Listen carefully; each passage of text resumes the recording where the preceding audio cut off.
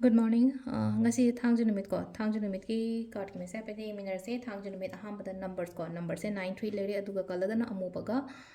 bakhet machu ga admaina tawraga tawbi ba ko ado aina ngarang na han video ma hapum ne ko hadi thangju numit se handaki chahi loidring da tawbi ba ya ba na adu da hapetang yeng biro ko hadi numit ni humni mamangi videos ta ko adu duma taw thopiro adu ma lere ko aduga plus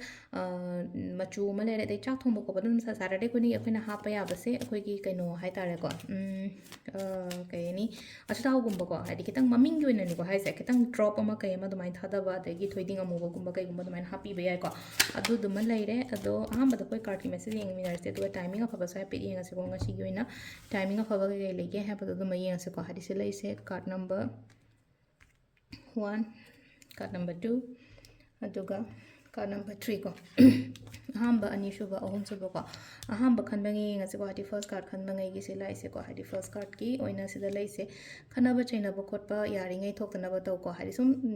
ꯃꯤꯅ ꯈꯠꯅꯕ ꯍꯧꯔꯛꯄꯅꯤꯅ ꯀꯣꯟꯐ꯭ꯂꯤꯛꯀꯨꯝꯕ ꯂꯥꯛꯄꯁꯦ ꯑꯍꯥꯟꯕꯒꯤ ꯂꯥꯛꯏꯁꯦꯀꯣ ꯍꯥꯏꯗꯤ ꯀꯣꯟꯐ꯭ꯂꯤꯛꯀꯨꯝꯕ ꯂꯥꯛꯄꯅꯤ ꯈꯪꯗꯦ ꯃꯤꯅ ꯍꯥꯏꯖꯤꯜꯂꯛꯄ ꯃꯤꯅ ꯉꯥꯡꯁꯤꯜꯂꯛꯄ ꯈꯣꯠꯆꯤꯜꯂꯛꯄ ꯁꯨꯝ ꯂꯩꯕꯗꯣ ꯑꯗꯨꯅ ꯍꯥꯏꯗꯤ ꯑꯗꯨꯃꯥꯏꯅ ꯑꯗꯨꯝꯕꯒꯤ एनर्जी ꯈꯇꯪ ꯐꯠꯇꯕ ꯑꯃ ꯂꯥꯛꯄ ꯍꯥꯏꯇꯥꯔꯦꯀꯣ ꯌꯦꯡꯖꯟꯕ ꯈꯣꯠꯆꯟꯕꯁꯨ ꯑꯗꯨꯝ ꯑꯣꯏꯀꯣ ꯁꯤꯗ ꯑꯗꯣ ꯁꯤꯅ ꯐꯥꯔꯁት ꯀꯥꯔꯠꯀꯤ ꯑꯣꯏꯅ ꯂꯥꯛꯑꯦꯀꯣ ꯀꯩꯅꯣꯁꯦꯀꯣ ꯑꯗꯨꯅ ꯈꯤꯇꯪ ꯆꯦꯛꯁꯤꯟꯕꯤꯌꯣ ꯉꯁꯤꯒꯤ ꯅꯨꯃꯤꯠꯁꯦꯀꯣ ꯅꯝꯕꯔ 2 ꯀꯣ ꯅꯝꯕꯔ 2 ꯁꯤꯅ ꯑꯃꯨꯛ ꯊꯕꯛ ꯌꯥꯝꯕ ꯊꯧ ꯆꯤꯟꯕ ꯈꯣꯠꯄ ꯑꯗꯨꯃꯥꯏꯅ ꯌꯥꯝ ꯂꯩꯕꯗꯣ ꯊꯕꯛ ꯃꯌꯥꯝ ꯑꯃ ꯂꯩꯔꯒ ꯑꯩ ꯀꯔꯣꯝꯗꯅ ꯍꯥꯟꯅ ꯆꯠꯇꯣꯏꯅꯣ ꯀꯔꯤ ꯍꯥꯟꯅ ꯇꯧꯗꯣꯏꯅꯣ ꯈꯪꯗꯕꯤ ꯈꯣꯠꯇꯕꯤ ꯑꯗꯨꯃꯥꯏꯅꯒ ꯇꯧꯔꯒ ꯂꯩꯀꯣ ꯅꯝꯕꯔ 2ꯒꯤꯁꯤꯅ ꯑꯗꯣ ꯑꯗꯨꯝ ꯐꯕꯁꯨ ꯑꯗꯨꯝ ꯑꯣꯏꯀꯣ ꯑꯩꯕꯨꯗꯤ ꯑꯩ ꯅꯝꯕꯔ 2ꯒꯤ ꯂꯩꯀꯣ ꯅꯝꯕर 3ꯒꯤ ꯑꯃꯨꯛ ꯌꯦꯡꯉꯁꯦꯀꯣ नंबर 3 से अहोंब अमा करी अमा अदुमाइन लाओ हाइना पीरेको ngasi चेंजेस अमा करी अमा अदुमाइन तौर लाकपा हाइदि की गनो सिगी चेंज से लाकपा मतमदा आइना केनोमा चेंज तौरगा तौबो ओइरगा सुको लोइसलगा केनोमा हौबो कोपसु अदुमाइन तौर लेको सिसना कोई कार्ड के मैसेज लेरेको टाइमिंग्स ने की पुंग 3 का मिनिट 10 दैना 9 मखाइ फाउंग लेरेको अदगी मुक 13 का मिनिट 9 दगिना नुंदिन की पुंग 3 का मिनिट 5 फाउंग लेरे अदगी पुंग 4 का मिनिट 19 दैना 3 का मिनिट 9 फाउंग लेरेको